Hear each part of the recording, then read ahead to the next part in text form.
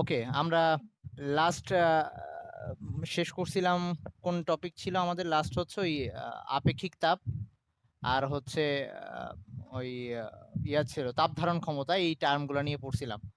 তো আজকে হচ্ছে আমাদের ক্যালোরিমিতির মূলনীতি, আই মিন এগুলো নিয়ে অঙ্ক থাকে, এই টপিকটা নিয়ে অঙ্ক থাকে। তো আজকে আমরা এই মূলনীতিটা দেখবো, সাথে আই মিন অঙ্ক করার জন্য বিভিন্ন টাইপের যে অঙ্কগুলো আসতে পারে সেগুলোর প্রসেস নিয়ে একটু কথা বলবো। অঙ্ক ডিটেলস আবার আমরা আলাদা করব।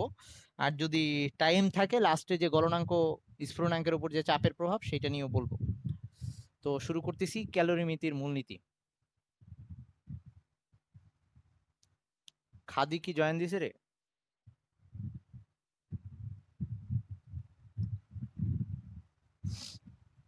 খাদি জয়েন দিছে নাকি রে? আরে লিখি নাই তো এখন।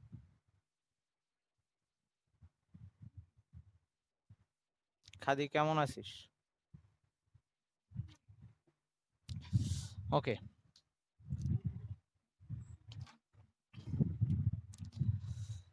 এই ক্যালোরিমিতির মূলনীতি হচ্ছে যে আমরা আহ, যদি দুইটা ভিন্ন তাপমাত্রার বস্তুকে পরস্পরের সাথে টাচে আনি, মানে তাপীয় সংস্পর্শে আনি, তখন সবসময় উচ্চ তাপমাত্রার বস্তু থেকে নিম্ন তাপমাত্রার বস্তুতে তাপ প্রবাহিত হবে, এবং এই তাপের প্রবাহটা চলতে থাকবে যতক্ষণ না তাদের তাপমাত্রা সমান হচ্ছে।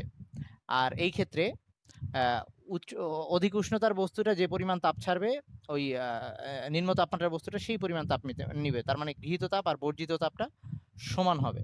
তা আমি একটু আহ, এই মূলনীতি দুইটা লিখে দিচ্ছি। একটা হচ্ছে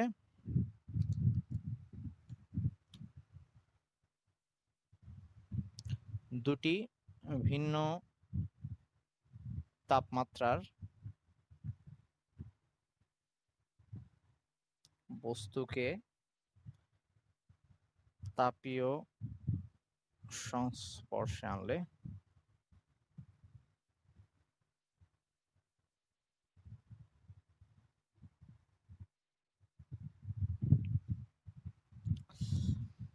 আনলে উষ্ণ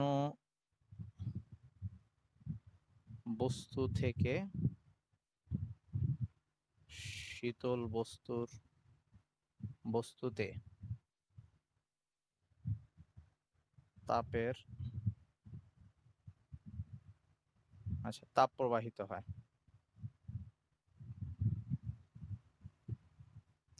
যতক্ষণ না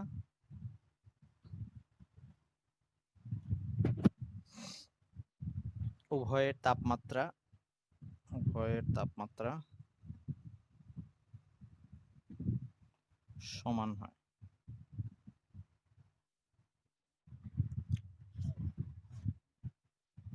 হ্যাঁ,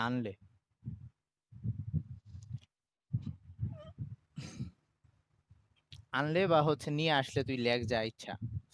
ওকে, এবার 2 নাম্বার হচ্ছে এক্ষেত্রে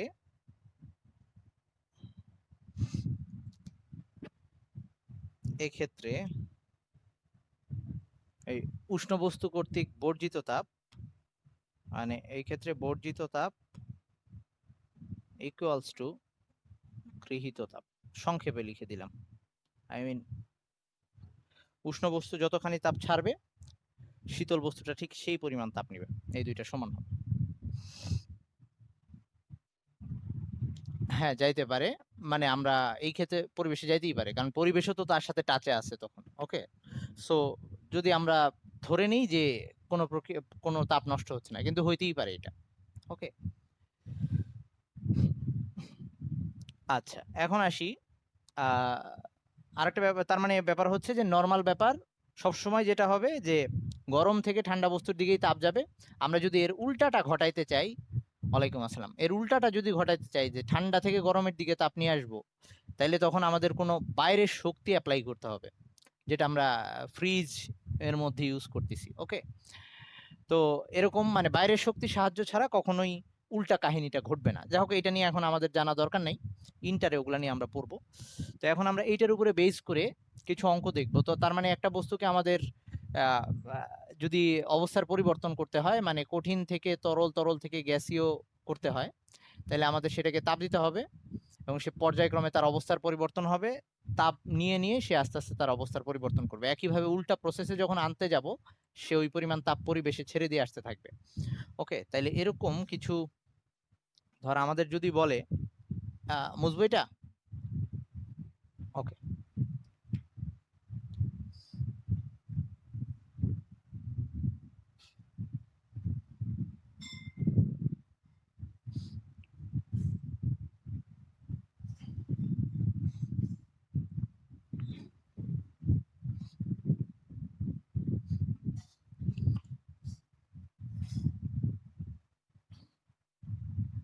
হয়েছে রে এইটুক? আচ্ছা আচ্ছা, মুসলাম।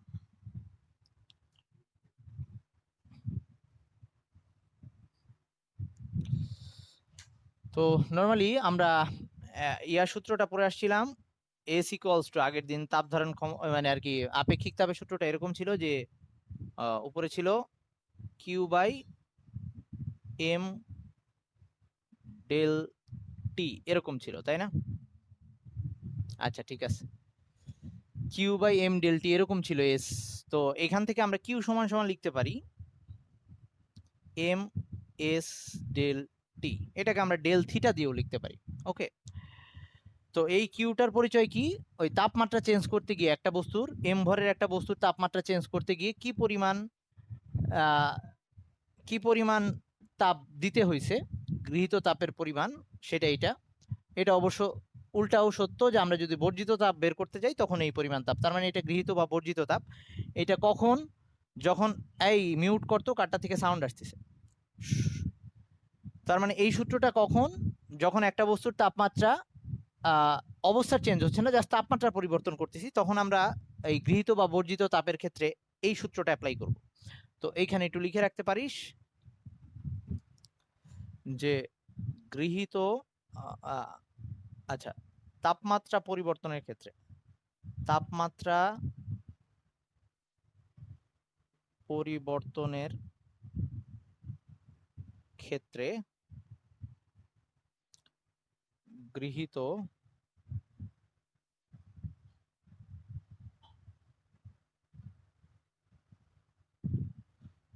বা বর্জিত তাপ, সেই সূত্রটা আমরা এটা দিয়ে ইউজ করব। Q equals to M S del theta. কিউটা হচ্ছে ওই নেওয়া তাপ, কিউ হচ্ছে সেই তাপ, গৃহীত বা বর্জিত তাপ, গৃহীত বা বর্জিত তাপ, এম হচ্ছে ওই বস্তুর ভর, আর এস হচ্ছে আপেক্ষিক তাপ, বস্তুর আপেক্ষিক তাপ। আর এই ডেলটি, এটা সব সময় আমরা পজিটিভ মানটা নিব, পার্থক্যটা নিব। এটা হচ্ছে তাপমাত্রার পার্থক্য বা তাপমাত্রা পরিবর্তন, কতখানি পরিবর্তন করলাম, তাপমাত্রা পরিবর্তন।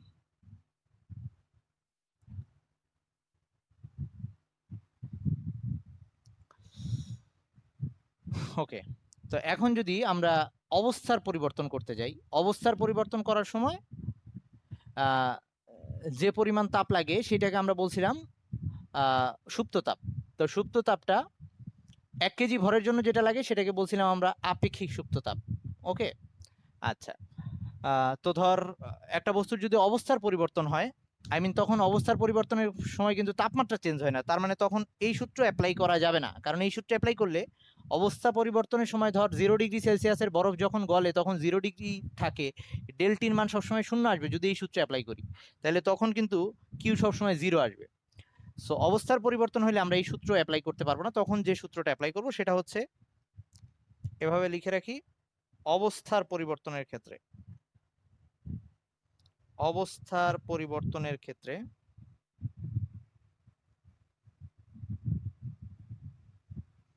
গৃহীত বা বর্জিত তাপ, মানে কিউ মানে গৃহীত বা বর্জিত তাপ, সো আমি বারবার লিখতেছি না, তখন কিউটা হবে প্রতি কেজির জন্য, যে মানে আর কি এল এর পরিচয় ছিল হচ্ছে আপেক্ষিক সুপ্ত তাপ, মানে হচ্ছে প্রতি কেজির জন্য যেটা। তো এম কেজির বস্তু হইলে এম এল হবে, তো এল এর পরিচয়টা হচ্ছে আপেক্ষিক সুপ্ত তাপ, আর এম হচ্ছে ভর আর কি, তাইলে এল এর পরিচয়টা হচ্ছে আপেক্ষিক সুপ্ত তাপ। তাহলে তখন কিউ যেটা ইউজ করব এটা ইউজ করব অবস্থার পরিবর্তনের ক্ষেত্রে। আমরা এই ডেল টি কে ডেল থিটা দিয়েও লিখতে পারি। ওকে, একই ব্যাপার। সবার এইটুক হয়ে গেছে লেখা। এখন এই অবস্থার পরিবর্তনের জন্যই যদি ধর আমরা ইয়া করি বরফের জন্য, আই মিন বরফ গলনের ক্ষেত্রে যদি সূত্রটা অ্যাপ্লাই করি, তো এইটা এইখানেই এইটার জন্য আরো দুইটা জিনিস লিখে দিচ্ছি। বরফ গলনের ক্ষেত্রে এই কিউটা হবে সেটা গৃহীত বা বর্জিত তাপ বা ওই বরফ গলা বা জমার ক্ষেত্রে আর কি এম এল এফ হয়ে যাবে। তখন এটা এল এফ হয়ে যাবে। ওই যে এল এফ সমান সমান ছিল বরফ গলনের আপেক্ষিক সুপ্ত তাপ, আমরা আগের দিন লিখে দিয়েছিলাম। আর এটা যদি পানির বাষ্পীভবনের জন্য হয়, পানির বাষ্পীভবনের ক্ষেত্রে কিউ ইকুয়ালস টু হবে M L V. L F আর এল ভির মানটা কত ছিল সেটা একটু লিখে দিচ্ছি। এল এফ ছিল 336,000। যদি কোশ্চেনে দেওয়া থাকে তো ওটা ইউজ করব, না দেওয়া থাকলে আমরা এটা ইউজ করব। 336,000 জুল পার কেজি। আর এলভি হচ্ছে 2268,000 জুল পার কেজি।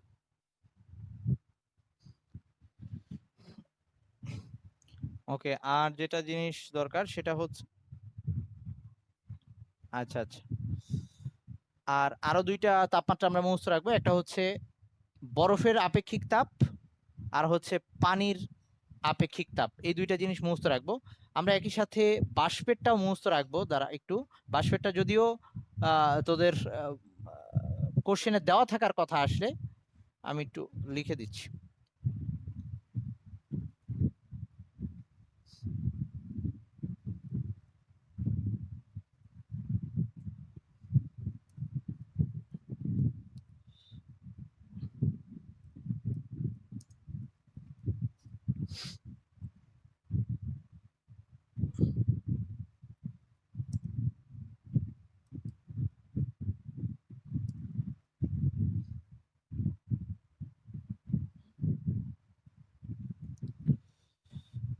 এটা হচ্ছে হ্যাঁ হ্যাঁ বল। এটা হচ্ছে অবস্থার পরিবর্তনের ক্ষেত্রে। আমরা আগের দিন একটা সংজ্ঞা পড়ে আসছিলাম যে যখন কোনো একটা বস্তুর অবস্থা চেঞ্জ করে তখন তার তাপমাত্রার পরিবর্তন হয় না। তাপমাত্রার পরিবর্তন হয় না। ওকে, তাপমাত্রা স্থির থাকে। তো তখন যদি আমরা এই সূত্রে অ্যাপ্লাই করি যে বরফ ধর 0°C গলতিছে, তো আমি এখানে এম এস ডেল টি যদি লিখি তাহলে জিরো আসবে না, কারণ তাপমাত্রার কোনো চেঞ্জ হচ্ছে না। তাহলে তখন কি এই সূত্রটা হবে? অবশ্যই হবে না, কারণ আমরা জানি যে তাপমাত্রা পরিবর্তন না করে তখন সে সুপ্ত তাপ নিয়ে গলতে থাকে। তাইলে এইটার পরিচয় কি ছিল? এই ধর এলএফ, এটার পরিচয় ছিল 1 কেজি বরফকে গলাইতে যে পরিমাণ তাপ লাগে। 1 কেজি বরফকে গলাইতে যে পরিমাণ তাপ লাগে।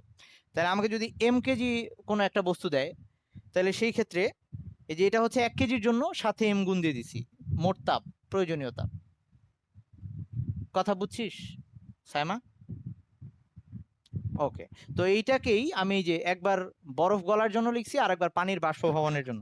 আচ্ছা, এখন এই আপেক্ষিক তাপ আমি তিনটা জিনিসের আপেক্ষিক তাপ লিখে দিচ্ছি, মানে যেগুলো মুখস্থ রাখা দরকার, প্রায় আসবে লাগবে। এখানে একটু লিখে দিচ্ছি। ধর আমাদের যেটা আইসের জন্য, এটা হচ্ছে বরফের জন্য আপেক্ষিক তাপটা হচ্ছে 2100 joule per KG per kelvin. এটা আমাদের মুখস্থ রাখা লাগবে। পানির জন্য এটা হচ্ছে ওয়াটার, সেটা হচ্ছে 4200 joule per KG per kelvin.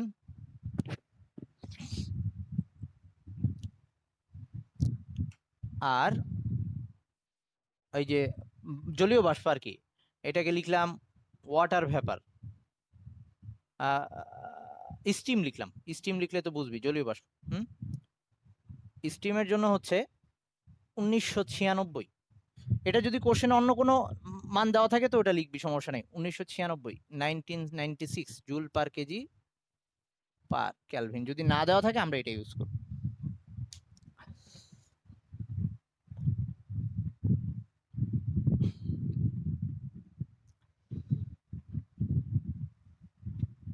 সবার এইটুকু লেখা হয়েছে রে? আচ্ছা ওকে, তাহলে এবার আমরা কয়েকটা মানে টাইপ যে এরকম করে বলতে পারে ম্যাথের জন্য সেগুলো একটু বলতেছি।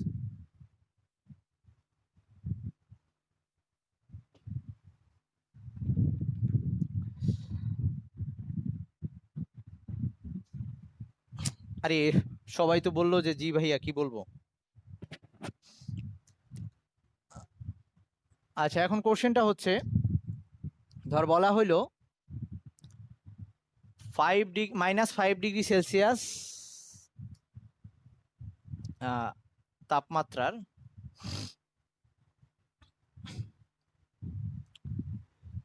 1 কেজি বরফকে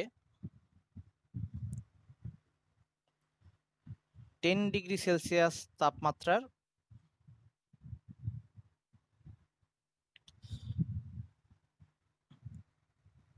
পানিতে পরিণত করতে প্রয়োজনীয় তাপ কত?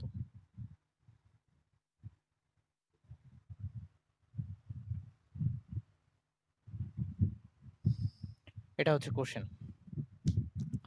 তো আমরা এইসব ক্ষেত্রে যেটা করব, আমরা যদি গ্রাফগুলা নিয়ে নেই তাহলে সুবিধা হয়। গ্রাফ থেকে যদি আমরা বুঝে নেই, অবশ্য একসময় আমরা নিজেরাই বুঝে যাব। তো আমরা যদি একটু গ্রাফ এঁকে নেই, যে আমরা একটা -5 ডিগ্রি সেলসিয়াস তাপমাত্রার বরফ নিচ্ছি। ধর এটা সেই -5, এটা হচ্ছে ডিগ্রি সেলসিয়াসে, এই বরাবর ডিগ্রি সেলসিয়াস তাপমাত্রা। আঁকলে সমস্যা নাই, আর না এমনি না আঁকলেও চলবে, মানে এখন বুঝার জন্য বলতেছি, পরে তুই বুঝে যাবি যখন এমনি করতে পারবি, সমস্যা।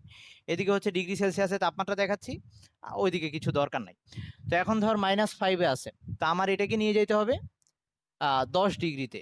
তো আমি জানি বরফ, এখন সে বরফ অবস্থায় আছে, সে ফার্স্টে 0 পর্যন্ত উঠবে, এভাবে সে 0 পর্যন্ত উঠবে। 0তে উঠে সে গলবে যখন, তখন তার তাপমাত্রা আর বাড়বে না, স্থির হয়ে থাকবে।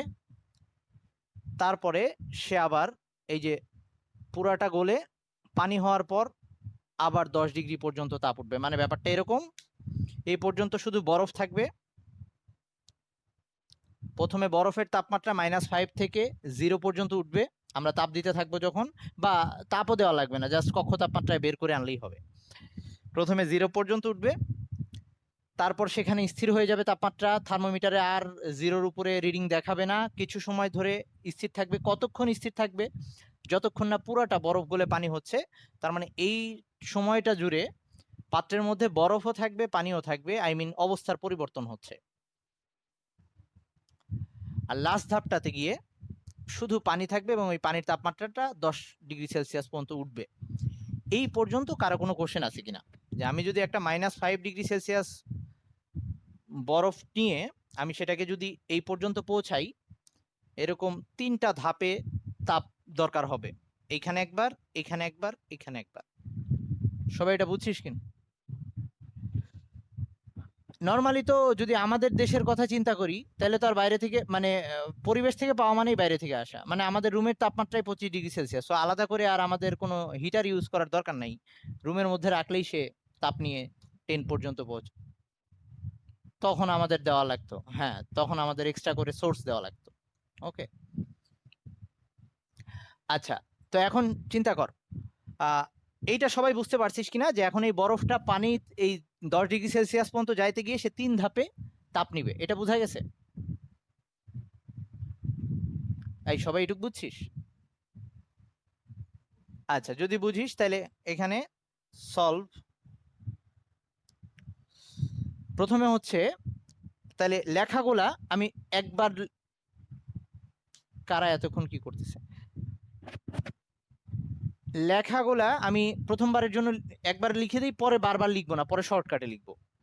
ধর এখানে এরকম প্রথম ধাপে এই যে এই ধাপটাতে -5 ডিগ্রি সেলসিয়াসের বরফ কত কেজি ছিল? 1 কেজি বরফ। -5 ডিগ্রি সেলসিয়াসের 1 কেজি বরফ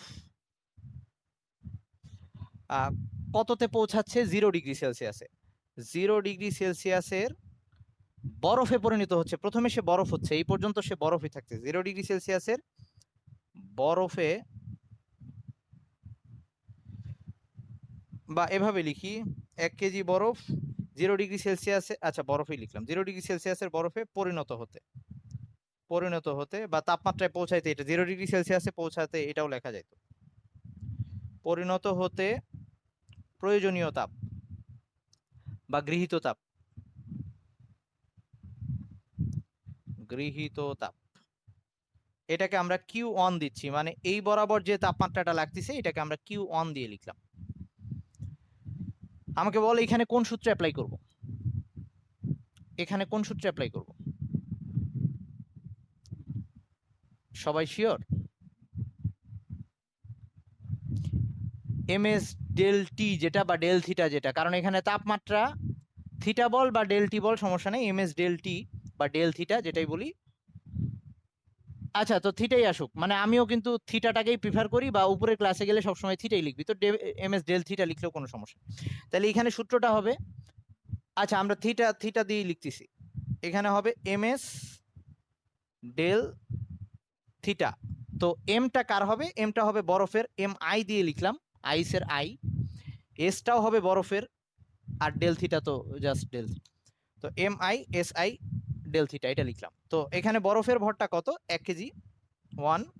বরফের আপেক্ষিক তাপ, যেটা আমাদের মুখস্থ রাখা লাগবে, কখনো দেওয়া থাকতে পারে, সেটা হচ্ছে 2100 ইন্টু ডেল থিটা। সে কত থেকে কততে পৌঁছাইছে? -5 থেকে 0-তে পৌঁছাইছে। মানে যদি আমরা এভাবে লিখি, শেষ থেকে আদি তাপমাত্রা বিয়োগ দেওয়া লাগবে, মানে ব্যাপারটা এরকম দাঁড়াচ্ছে -5, সরি শেষ হচ্ছে 0, 0 -5, মানে হচ্ছে সেটা প্লাস হয়ে যাবে। 0 -5 আমি একবারে লিখতেছি, সেটা হচ্ছে জাস্ট 5, মানে আমরা পরিবর্তনটা লিখবো সবসময় পজিটিভ। আচ্ছা এখন এটা কত আসছে দেখতো একটু, 5 × 2100 কত হয়? 10,500 একক কি হবে? জুল, কিন্তু হ্যাঁ, এত জুল তাপ লাগছে। তো এটা গেল প্রথম ধাপ। এবার দ্বিতীয় ধাপে সে কি হচ্ছে? 0 ডিগ্রি সেলসিয়াসের বরফ 0 ডিগ্রি সেলসিয়াসের পানি হয়ে যাচ্ছে। তো দ্বিতীয় ধাপটা আমি এখানেই ঠিক করব। হ্যাঁ, 2 নাম্বার ধাপ সেটা হচ্ছে, এবার 0 ডিগ্রি সেলসিয়াসের 1 কেজি বরফ 0 ডিগ্রি সেলসিয়াসের পানিতে পরিণত হচ্ছে, মানে 1 কেজি পানি 0 ডিগ্রি সেলসিয়াসের পানিতে পরিণত হতে গৃহীত তাপ, এটা হচ্ছে Q2। আমাদের এই জায়গাটায় Q2। এবার কোন সূত্র অ্যাপ্লাই করব?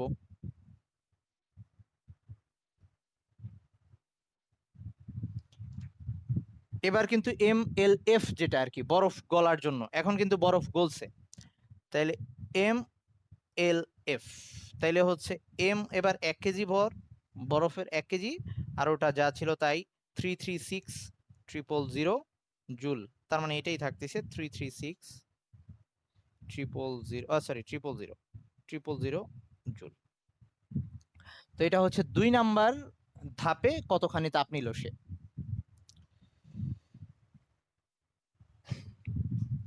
সবার লেখা হইলে বলিস, আমি আচ্ছা লেখ।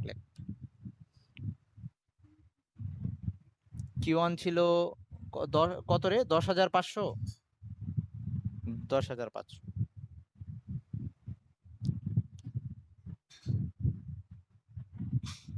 হ্যাঁ হ্যাঁ, উল্টাও হইতে পারে। তখন আমরা এখানে লিখবো যে গৃহীত তাপের জায়গায় লিখবো বর্জিত তাপ, একই পরিমাণ তাপ সে ছাড়বে। যদি উল্টা দিক থেকে আসতো তাইলে বর্জিত হইতো তাপটা, কিন্তু তাপের মান একই আসতো। তখন আমরা বাইরে থেকে তাপ নিয়ে নিতাম। হ্যাঁ, সোর্স নিয়ে নিতে হতো, হ্যাঁ সেটা, অথবা ধর গরম পানি রাখলে যেভাবে ঠান্ডা হয় ওরকম ব্যাপার, মানে অবশ্যই পরিবেশের তুলনায় সে বেশি তাপমাত্রায় থাকতে হবে। আর নাইলে ফ্রিজের মধ্যে এটা হচ্ছে আর কি, যদি আমরা ফ্রিজের মধ্যে পানিকে যখন ঠান্ডা করব উল্টাটা হচ্ছে। আচ্ছা এখন বল, এইটুকু লেখা হয়েছে 3 নাম্বার ধাপ। 3 নাম্বার ধাপে তাইলে কি হবে? 3 নাম্বার ধাপে 0 ডিগ্রি সেলসিয়াসের 1 কেজি পানি, এটা পানি, তখন সে পানিতে আছে, এবার সেটা পৌঁছে যাচ্ছে 10 ডিগ্রি সেলসিয়াসে, 10 ডিগ্রি সেলসিয়াসের পানিতে পরিণত হচ্ছে, এটা হচ্ছে Q3। এবার কোন সূত্র অ্যাপ্লাই করব?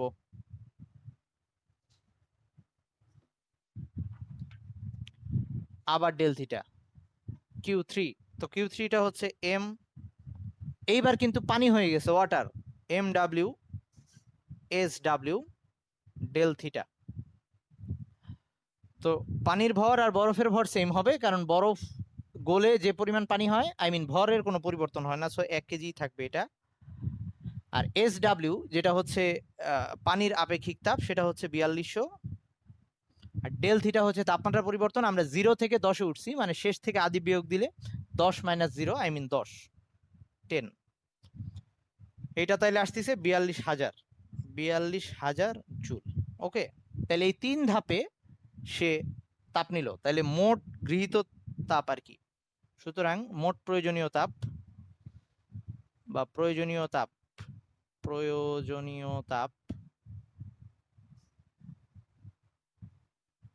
কিউ ইকুয়ালস টু হচ্ছে এই 3টার যোগফল হবে, Q1 plus Q2 plus Q3। কেউ একজন আমাকে যোগ করে বলতো 3টা যোগ করলে কত আসে?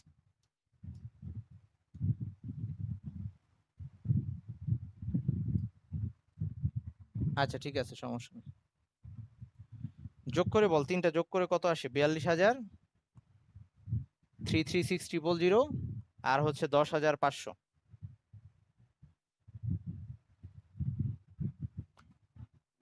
388,500। ওকে, 500 জুল। তো এত জুল তাপ লাগতেছে। ওকে,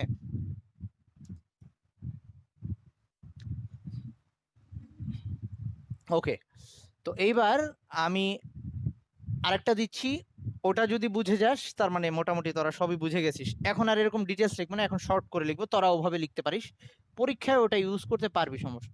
আচ্ছা মুছি নেই এখন।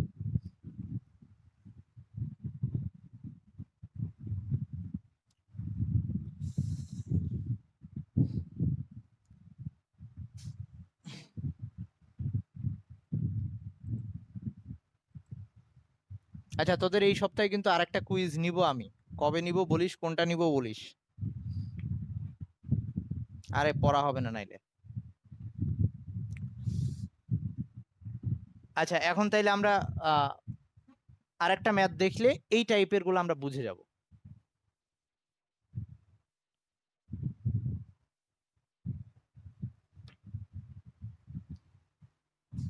ধর এবার তাহলে উল্টাটা করি, সেটা হচ্ছে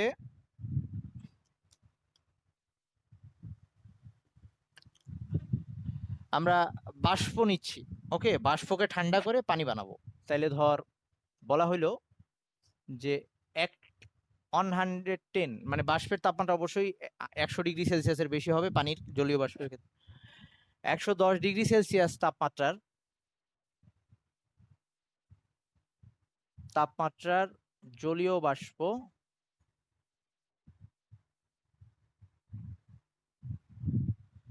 বাষ্পকে আমরা -10 ডিগ্রি সেলসিয়াসের, আচ্ছা কত কেজি সেটা একটু বলে দিই, তাপমাত্রার 0.5 কেজি, ধর 0.5 কেজি জলীয় বাষ্পকে -10 ডিগ্রি সেলসিয়াস তাপমাত্রার বরফ বানায় ফেলবো। তাপমাত্রার,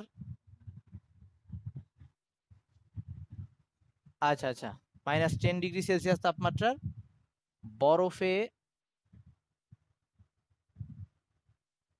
পরিণত করলে এবার কিন্তু সে তাপ ছেড়ে দিবে, ওকে। বর্জিত তাপের পরিমাণ কত? বর্জিত তাপের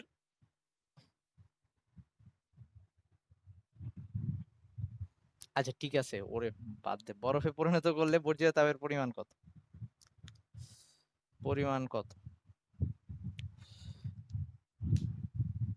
আরে এই নিহাটা কি একটু চুপ থাকতে পারে না?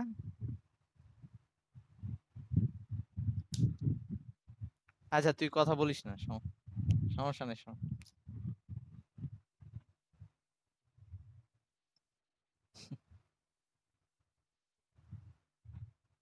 ওকে, তাইলে এবার আমাদের উল্টা কাজ, আমাদের শুরু হবে 110 থেকে। তো আমার এবার বাষ্পটা আছে হচ্ছে 110 ডিগ্রি সেলসিয়াসে, এই বরাবর আমি ডিগ্রি সেলসিয়াসকে দেখাচ্ছি।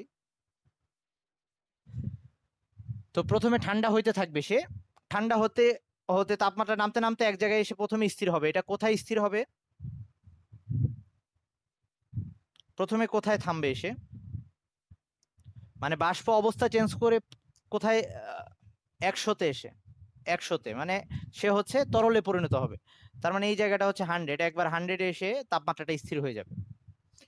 তো এইখানে কিছু টাইম যাবে, তারপর পুরা বাষ্পটা তরল হয়ে যাবে, আই মিন পানিতে পরিণত হবে। পরিণত হওয়ার পরে আবার তাপমাত্রা কমতে থাকবে।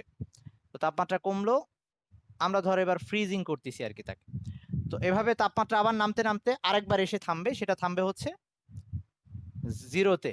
জিরোতে আরেকবার থামবে, জিরোতে থেমে ওখানে স্থির হয়ে থাকবে, পুরা পানিটা বরফ হবে, তারপরে সেটা নেমে ধরে এটা -5, এই -5 পর্যন্ত আসলো। ওকে, তাইলে আমাদের এইখানে ছিল হচ্ছে বাষ্প। আচ্ছা আমি এভাবে লিখতেছি, এখানে ছিল স্টিম, আচ্ছা সরি -10 বলছি না, -10, ধর এটা -10। ওকে, -10 পর্যন্ত এসে থামছে, এটা স্টিম। এখানে স্টিমও আছে, ওয়াটারও আছে, এখানে শুধুই ওয়াটার, এইখানে হচ্ছে ওয়াটারও আছে পাত্রে, আর আইসও আছে, আর এখানে শুধুই আইস। তো ব্যাপারটা এরকম। এইবার আমাদের তাইলে কয় ধাপে সে তাপ ছাড়তিছে? এই প্রথমে একবার এটা হবে Q1, এইখানে একবার তাপ ছাড়বে Q2, এইটা একবার Q3, এখানে একবার Q4, আর ফাইনাল এটা Q5। তার মানে সে এবার 5 ধাপে তাপ ছাড়বে। তা আমরা এবার বেশি লিখবো না, শর্টে লিখবো। শর্টে কিভাবে লিখবো? এভাবে লিখতেছি, 1 নাম্বার ধাপ যেটা, সেটাকে এভাবে লিখতেছি যে এবার এখানে এভাবে লিখতেছি যে steam 100 degree Celsius, sorry 110 degree Celsius, সেটা হয়ে যাচ্ছে স্টিম। প্রথমে এখানে কিন্তু স্টিমই আছে, সে স্টিম 100 ডিগ্রি সেলসিয়াস, প্রথম ধাপটা এটা। ওই বাংলা লেখাটাকে শর্টে আমরা এভাবে লিখলাম। এই ক্ষেত্রে Q1 কত হবে? এই ক্ষেত্রে Q1 কত হবে, কি লিখবো?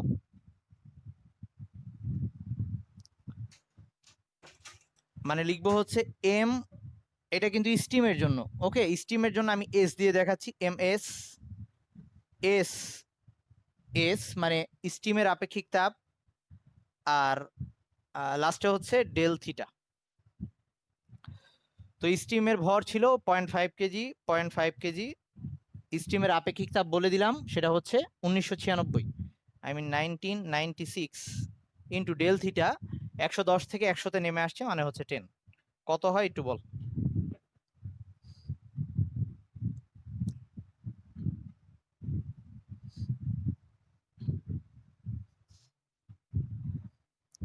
নয় হাজার 980। আচ্ছা ওকে, এত জুল। এটা হচ্ছে প্রথম ধাপে বর্জিত তাপ, এটা কিন্তু বর্জিত তাপ হবে সবগুলো। ওকে, আচ্ছা এবার সেকেন্ড Q2। Q2 বল এখানে কোথায় কি লিখবো? Q2 সময় কি লিখবো এখানে? এই লেখাটা কি হবে? 100 ডিগ্রির স্টিম থেকে 100 ডিগ্রি ওয়াটার, এটা হয়ে যাবে ওয়াটার। ওকে, তো তখন এখানে Q2, এবার কি হয়েছে? অবস্থার পরিবর্তন হয়েছে। এবার অবস্থার পরিবর্তন হয়েছে, তার মানে এইখানে কি লিখবে এবার বলতো একটু? এম এল ভি হবে, মানে ওই বাষ্পীভবনের যে সুপ্ত তাপটা ছিল সেই পরিমাণ তাপ সে ছেড়ে দিবে। এবার এবার হবে এম এল ভি, আর এই এমটা হবে ওই যে ইসের স্টিমের এম, মানে ওই সব সময় তো সেম, সেটা হচ্ছে 0.5। আর এল ভি এটা হচ্ছে 2268000 জুল। কত হয় দেখতো ভাই? কারণ এই যে অবস্থার চেঞ্জ হয়েছে, অবস্থার চেঞ্জ হয়েছে মানে কেন 100 থেকে 100 ডেল থিটা হইলে তখন ইয়া হয়ে যাবে না, জিরো হয়ে যাবে। তোরা যদি ভুল করে কখনো এম এস ডেল থিটা লিখেও ফেলিস, বুঝে যাবি যে ভুল করছিস, কারণ তখন জিরো হবে। হ্যাঁ, কত আসবে এখানে বল?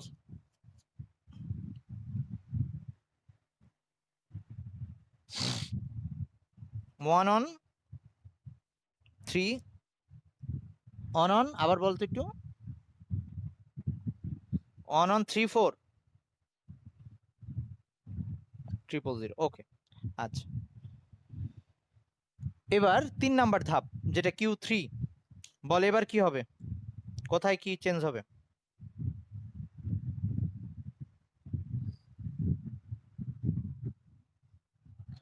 100 ডিগ্রি ওয়াটার থেকে 0 ডিগ্রি ওয়াটার। এবার হবে এটা ওয়াটার, এই সাইডে ওয়াটার, বাট সেটা 0 ডিগ্রির ওয়াটারে আসবে। মানে এই পানিটা এবার 0 ডিগ্রির পানিতে আগে আসবে। তো এইবার আবার সূত্র হবে ডেল থিটা, এইবার আবার সূত্র হবে ডেল থিটা। তাহলে এবার দেখ, এবার হচ্ছে M W S W del theta. তার মানে এম ডাব্লিউ এবার সেটা কত আসতেছে 0.5, কারণ বাষ্প ঠান্ডা হয়ে যে পানিটা হয়েছে সেটার ভর বাষ্পের ভরেরই সমান থাকবে, ভরের চেঞ্জ হবে না। এবার পানির আপেক্ষিক তাপ সেটা হচ্ছে 4200 ইন্টু এটা হচ্ছে ইসের কি বলে তাপমাত্রার পরিবর্তন 100 থেকে 0-তে নেমে আসছে, মানে 100।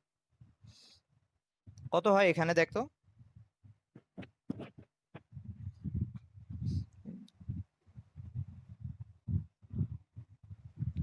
না, মানে ব্যাপার হচ্ছে আমরা সব সময় পজিটিভ মানটা নেব। আচ্ছা, ওই ইয়ে একটা ভালো কথা বলছে, এই যে মেহেদি একটা ভালো কথা বলছে যে আমরা পরেরটা থেকে আগেরটা বিয়োগ করব।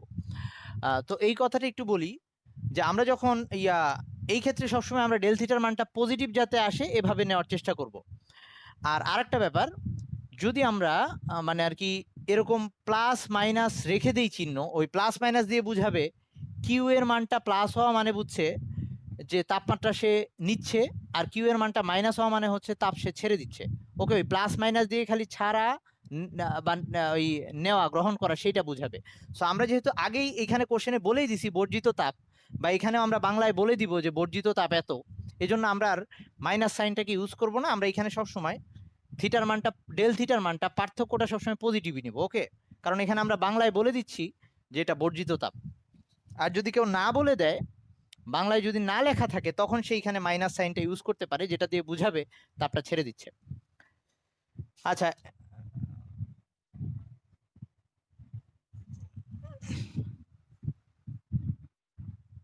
হ্যাঁ হ্যাঁ, যদি তাপমাত্রার যে কোনো পরিবর্তন যদি মাইনাস হয় সেটা বোঝায় হচ্ছে হ্রাস পাইছে, যে কোনো পরিবর্তন যদি প্লাস হয় সেটা বুঝাবে হচ্ছে বৃদ্ধি পাইছে। তো তাপমাত্রার ক্ষেত্রেও তাই, গৃহীত হয়েছে মানে ওটা বলে দেওয়া থাকবে। আর আমরা যেহেতু সবসময় বাংলায় ওই কথাটা উল্লেখ করেই দিচ্ছি যে বর্জিত হচ্ছে বা গৃহীত হচ্ছে, এই জন্য আমাদের চিহ্নটা জরুরি না। সো আমরা সবসময় ডেল থিটার মানটা পজিটিভই নিব। আচ্ছা, এটা কত হইলো রে? 2,10,000 বললি তাই না? তার মানে 2 এর পরে কি আরেকটা জিরো আছে না? ঠিক আছে, যা লিখছি ঠিক আছে না? ওকে, আচ্ছা। এবার আয়, এটা গেল হচ্ছে 3 নাম্বারের জন্য। এবার 4 নাম্বার, 4 নাম্বারে কি লিখবো?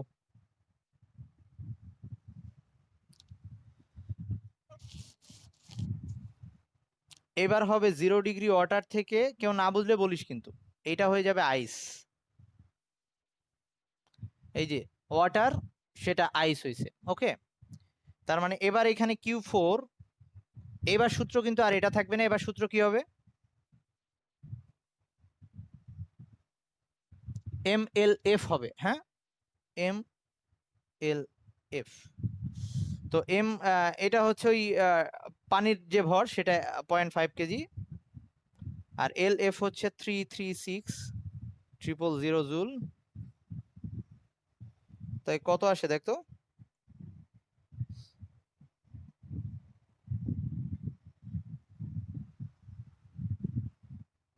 One six eight triple zero এত জুল। এবার লাস্ট হচ্ছে 5 নাম্বার Q5। কোথায় চেঞ্জ হবে?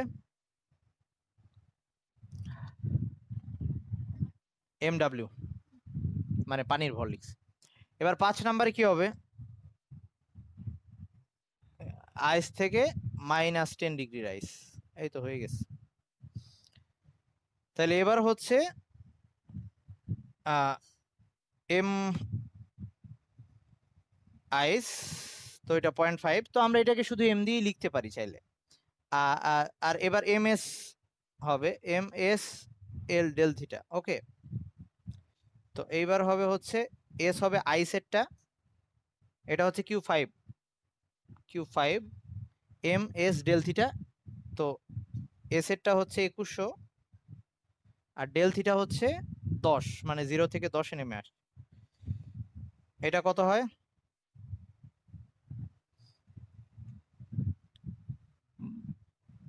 10,500। ওকে, তাইলে এবার আমাদের এই টোটাল, সুতরাং মোট বর্জিত তাপ লাস্টে হবে, মোট বর্জিত তাপ বা বর্জিত তাপ লিখলাম, বর্জিত তাপ কিউ সমান সমান এবার হবে Q1 plus Q2 plus Q3 plus Q4 plus Q5। টোটালটা একটু যোগ করে কেউ একজন আমাকে বল।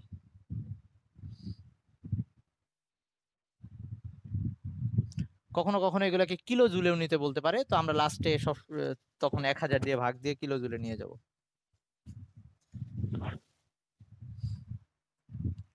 কত আসছে বল? 1532,480 এত জুল। যদি আমাকে কিলো জুলে নিতে বলে এটাকে 1000 দিয়ে ভাগ দিব, তখন আসবে 1532.480 কিলো জুল। ওকে, তো এগুলা হচ্ছে জাস্ট গৃহীত তাপ বা বর্জিত তাপ এরকম। এখন পর্যন্ত আমরা মিশ্রণে যাই নাই। আমি কি মিশ্রণে যাব না আজকে এই পর্যন্ত থাকবে? আচ্ছা, এই পর্যন্ত থাকুক, আমরা আজকে এই পর্যন্ত রাখি। তো নেক্সট দিন আমরা দুইটা, একটা বরফ পানি, এটাকে মিশাইলে মিশ্রণের তাপমাত্রা কেমন হবে, বা একাধিক বস্তুকে একসাথে মিশাইলে তখন মিশ্রণের তাপমাত্রা কেমন হবে, সেগুলো নিয়ে একটু দেখব। আচ্ছা, আমি মনে হয় এই ফাঁকে ইয়াটা বলে ফেলতে পারি, গলনাঙ্ক স্ফুটনাঙ্কের উপর যে চাপের প্রভাব সেটা নিয়ে একটু বলে ফেলতে পারি, ওটা বলে দিই। তাইলে আমাদের চ্যাপ্টারের থিওরি টপিকগুলো শেষ হয়ে যাচ্ছে, আর আমরা পরে ম্যাথ ধরবো।